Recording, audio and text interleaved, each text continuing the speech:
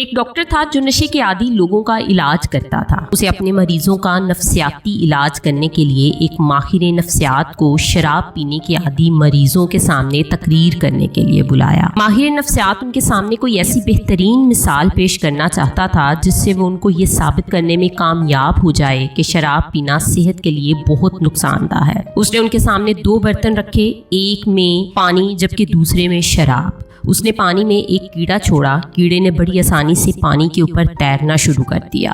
پھر اس نے یہی کیڑا پانی سے نکال کر شراب والے برتن میں ڈال دیا۔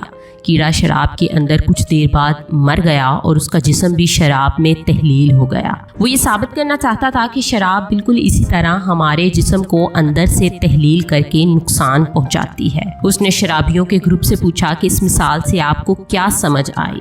ایک شرابی نے اسی وقت جواب دیا، اگر آپ شراب پئیں تو آپ کے پیٹ میں کیڑے اسی طرح ختم ہو جائیں گے۔